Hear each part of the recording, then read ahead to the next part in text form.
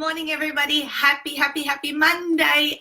Coming to you guys from a Rosebud, where we've just spent a week of family fun, and we're actually about to check out. It's 9 o'clock here in Melbourne, and due to check out by 10 a.m. So I thought I'll get my Monday morning lives done from here, then jump in the car, head across home, and continue on working. So good morning to everybody. Good morning, Viv. I shall see you at midday at my house, and I'm very excited today. Had a good rest the last 7 days. As you guys saw, we were building where we'll build this amazing miniature little house model with my kids, and mum came over and helped me finish it. It was like a massive project, even though it's like this tiny and this small.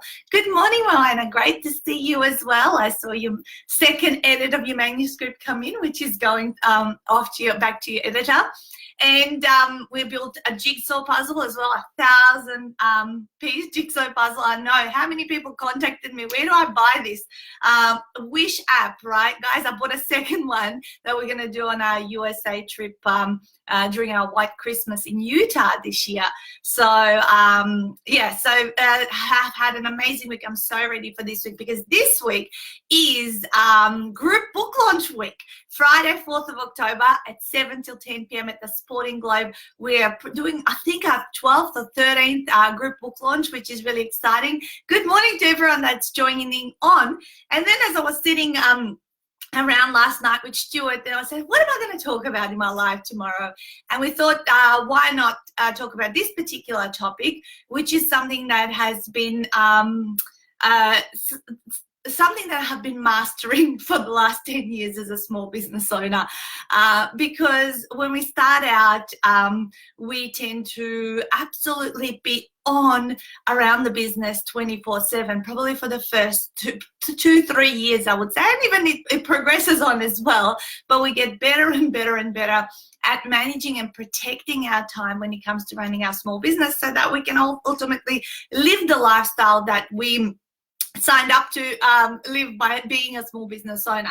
So I thought I'd share with you guys 10 different things that I have been mastering and improving and refining, so that to make sure that when I'm on, I'm being most productive, effective, efficient, whatever you want to call it. And when I'm off, I can switch my brain off and actually take that time to be with my family, to be myself, to be with my husband, or whatever it is.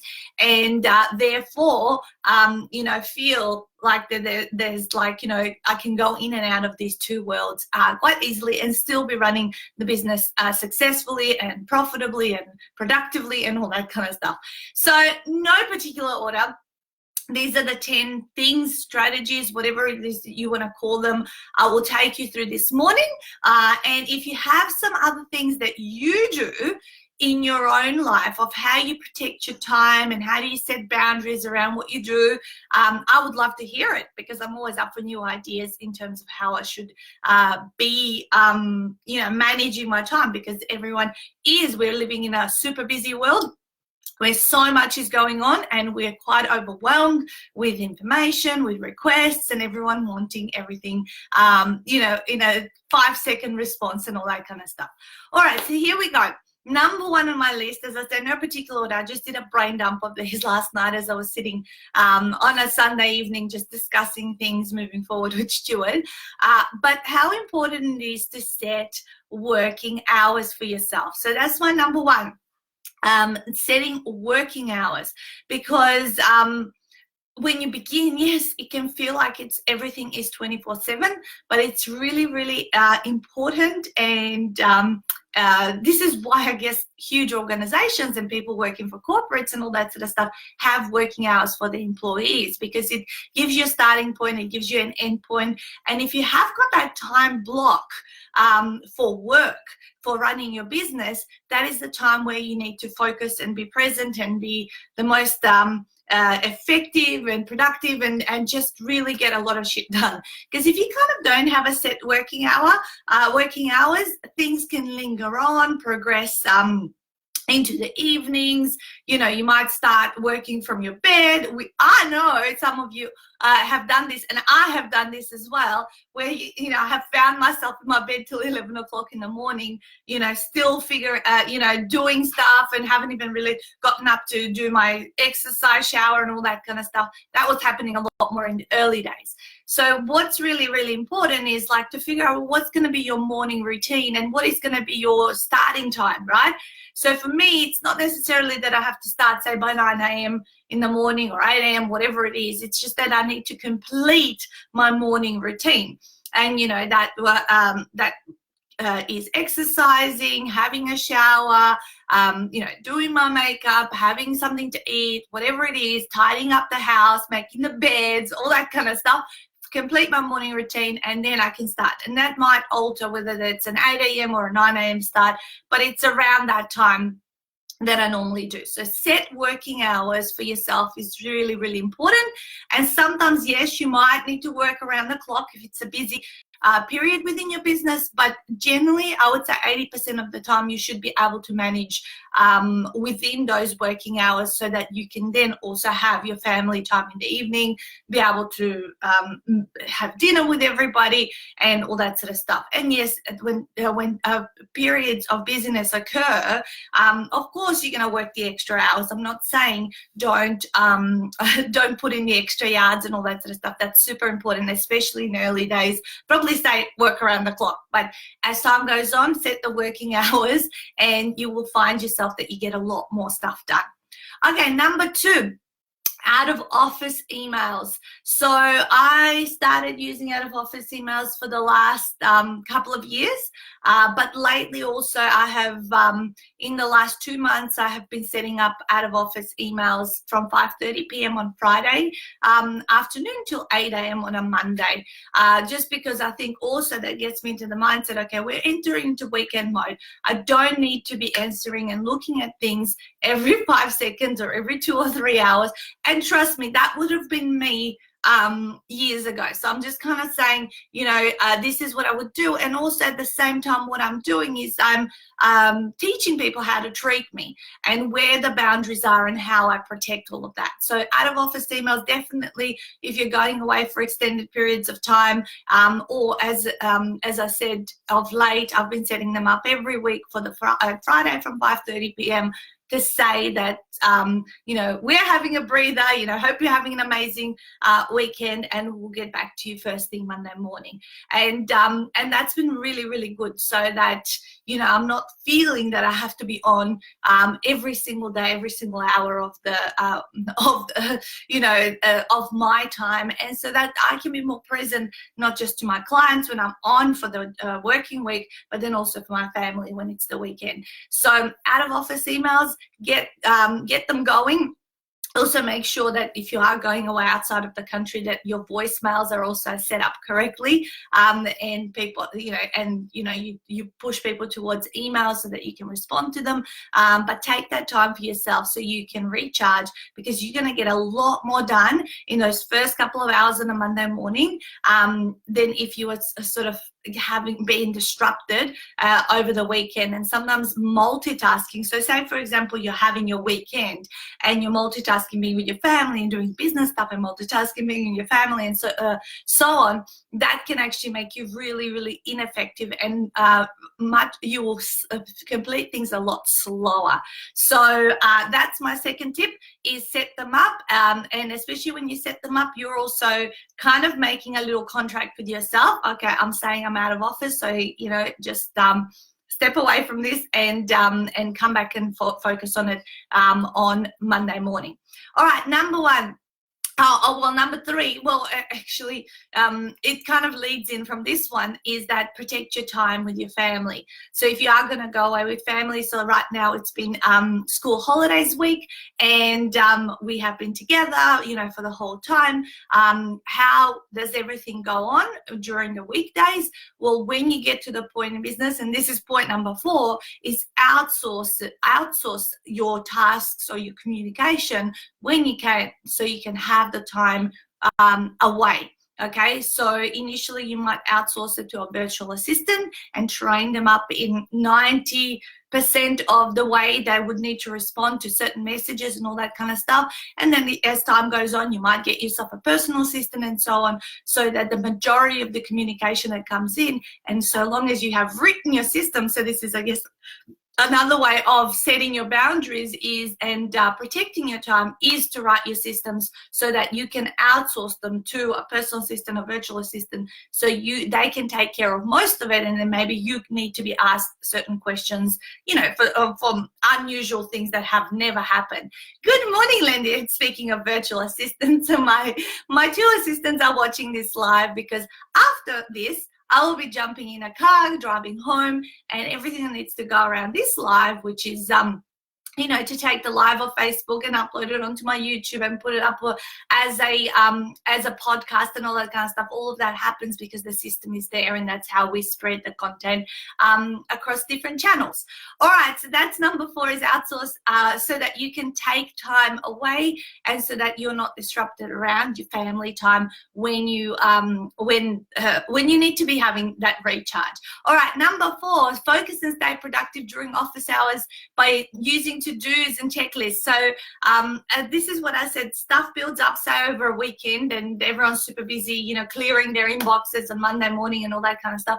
But also for other little tasks or ideas that you might have pop up into your mind, have a running to-do list or somewhere in your phone in your notes section, something that you want to do, but you're not going to do it right now because it's just popped into your mind and it's not really the perfect time to action it immediately. So the best thing to do is just have a running to-do list so that when you are in office hours, you can go boom, boom, boom, boom, boom, let's smash it out. And as I said, you become so much more effective and efficient when you actually have the thing, rather than going, what am I going to do today? Right? Now, it's really kind of unorganized, if you like, if you're going to sit there and kind of not know what to do. And in my planner at the very bottom, I've got the 6 to-dos, the top 6 to-dos for each particular day. That's a really good place where I put mine, or in my phone if I don't obviously have the physical diary. All right, next one is plan well ahead and be aware of busy periods and when you can chill out a bit more. Okay, so always planning.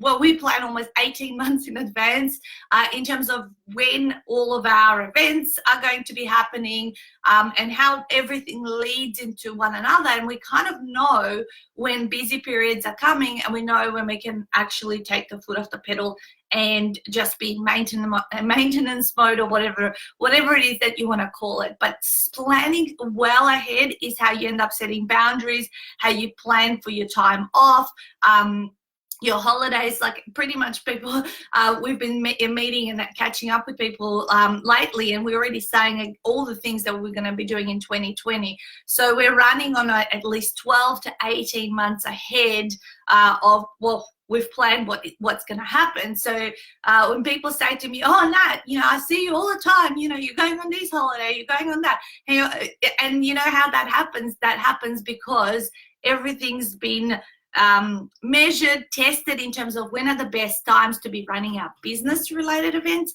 and when are the best times for us actually to be enjoying ourselves and reaping the rewards of being a small business owner who is able to live a balanced lifestyle. Okay, so planning well ahead of time. And I talked about this last week when we talked about transitioning from one-on-one to one-to-many. And if you are going to do that, how important, well, you end up being in the events management kind of style business, because you're wanting to work with many people. So you've got to be doing events, whether it's online and offline. All of that has to have a schedule.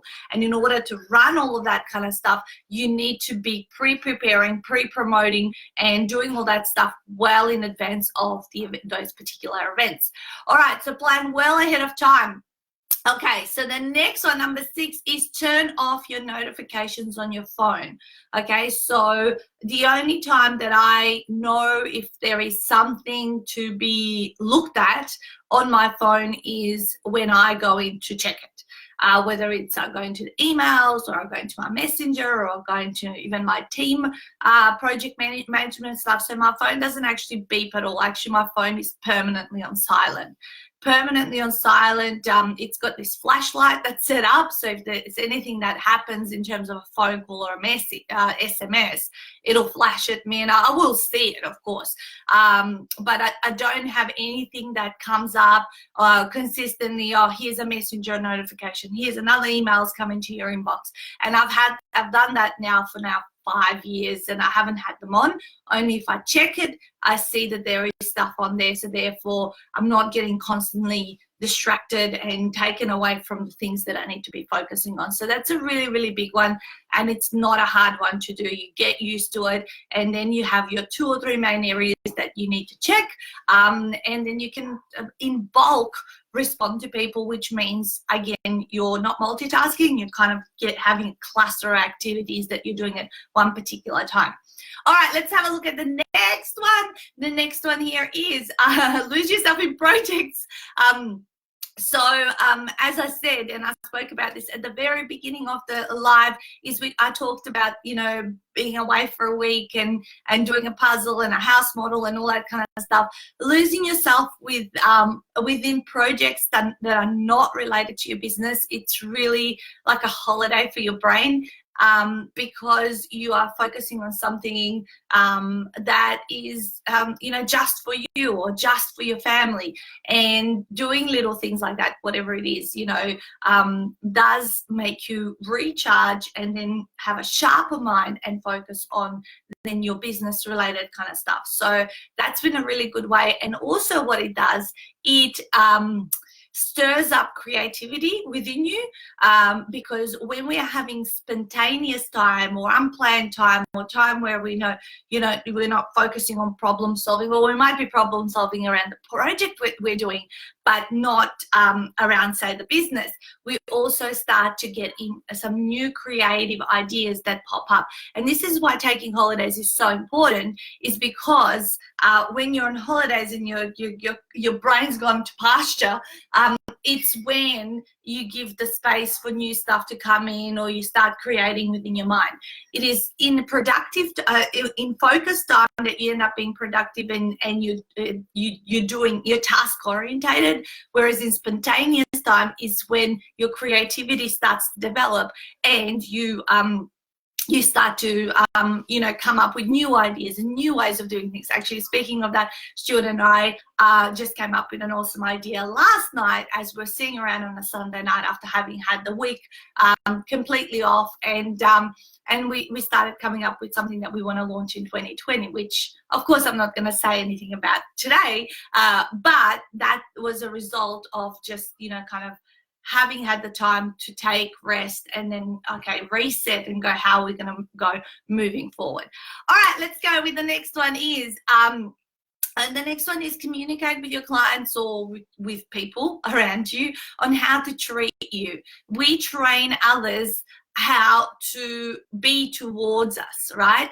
And so so it's really, really important to communicate, you know, how you like to be communicated with, and vice versa, also asking other people the same thing.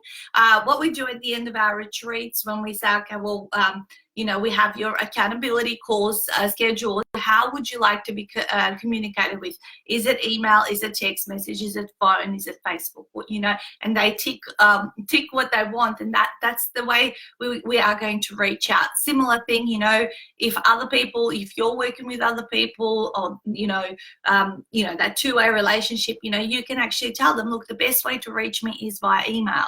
And so, you know, so if you actually set the scene and tell people what you want, generally people are going to do what you have asked for. So it's really, really important to train others how to treat you. And that doesn't mean if you have gone a certain way, doesn't mean that you cannot change. Sometimes if you perhaps have trained them in a way that it is no longer working for you, you can actually re-communicate how you want it to be moving forward, because we all learn and develop new ways of how we want to interact with others, or how your business might move forward. We set up new systems, we refine those systems, then we go, okay, this is no longer working, let's scrap that, let's bring this in. Same thing works around setting time, your boundaries and your time around how you protect what you're doing and keep yourself going, because obviously we want sustainability.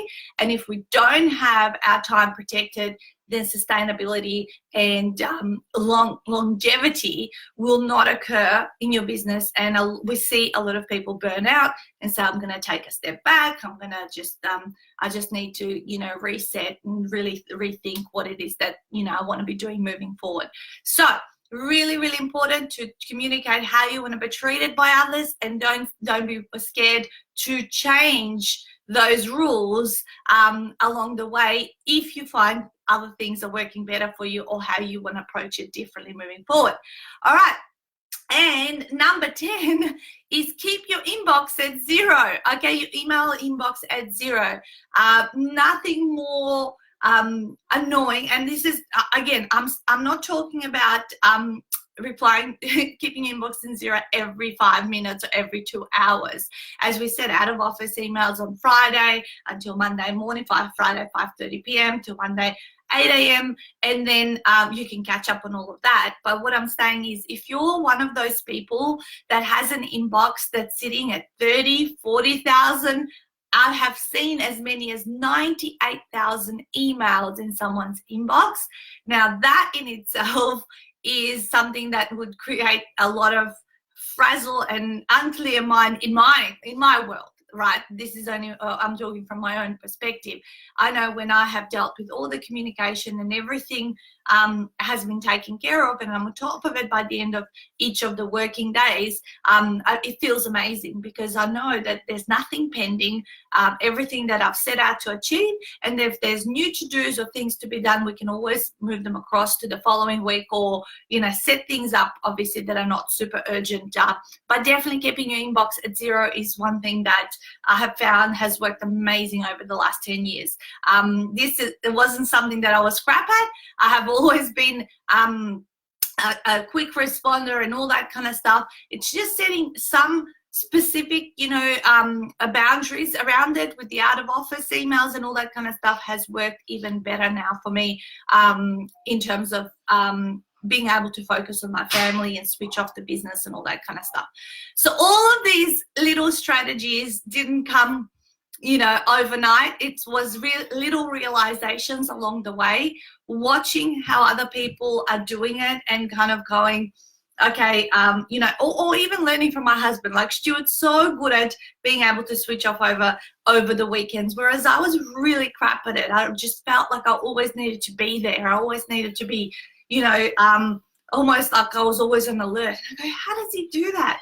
And he said, you don't need to respond to people on Saturdays and Sundays. He goes, people don't expect to be responded to on Saturday and Sundays. You know, they would know that you know, people are, you know, they might just want to get their question out of the way because it's popped into their head, but they're not expecting an instant response. And then I go, oh, you know what? I think he's right, because and if we contacted any other company or corporation, unless, you know, they have a 24/7 kind of thing, but as a small business owner, you're not generally going to have a 24/7 kind of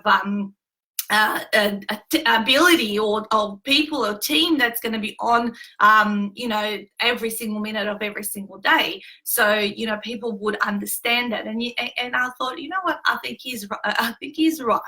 And therefore, you know, I started being a little bit more, okay, just give yourself permission to, you know, not have to look at emails for a couple of days, and actually then you are going to be much more focused and present when you do come back to it.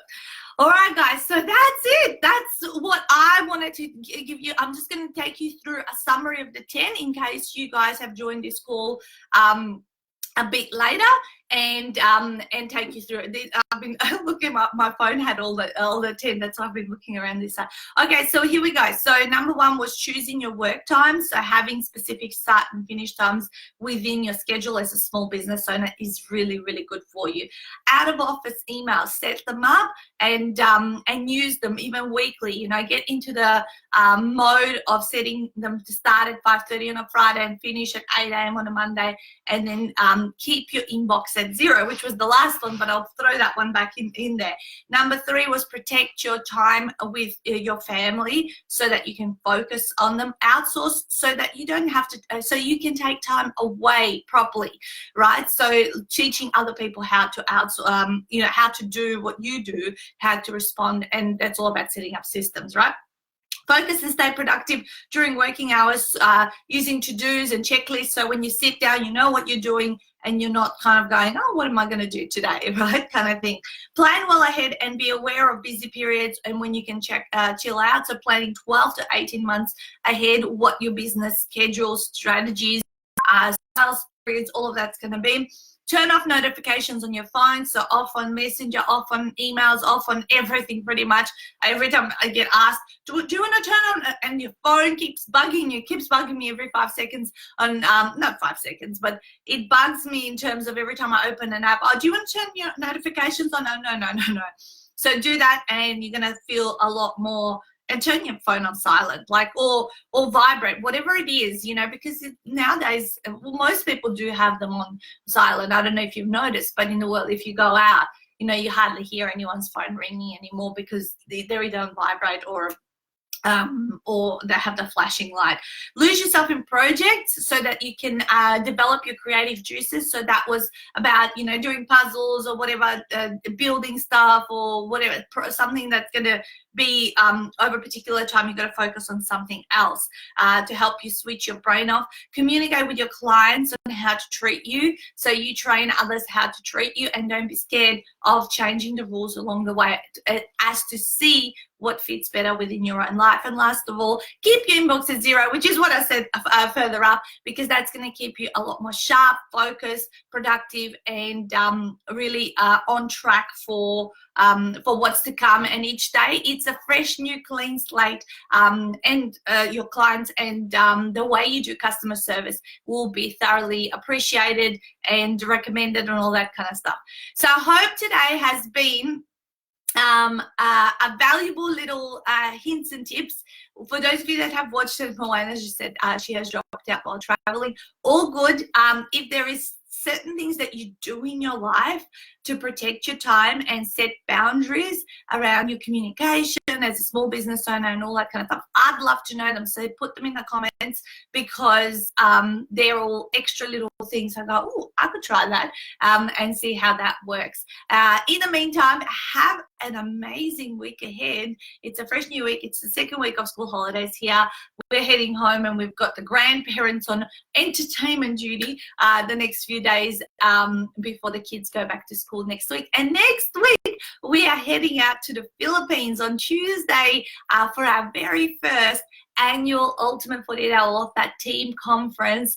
So it's all the girls, because she was staying behind with the kids, but Mum, Viv and Lindy, who's obviously in the Philippines, our virtual assistant, I'm meeting her for the very first time after 4 years, which is where, as a team, we are going to be, again, planning well ahead, working out our strategies, setting further systems so we are even more productive, more organized, so that our time then, when we're away from the business, it's also focused on our families, and we have that amazing balance between the two. So that's us after 10 years, you know, in business. I'm running the very first conference for our business, and we have all our plans and all the things we're going to talk about. And just like what I was talking about before, we have created a 1,000-piece puzzle, a custom puzzle with all of our authors' books that we have published this year. So we're going to be creating that with the team as one of our projects as we hang out and do the team building and all that kind of stuff. So watch out for that, and I'll be doing one of these lives in a couple of weeks from Boracay Island in the Philippines. So have an amazing day, guys.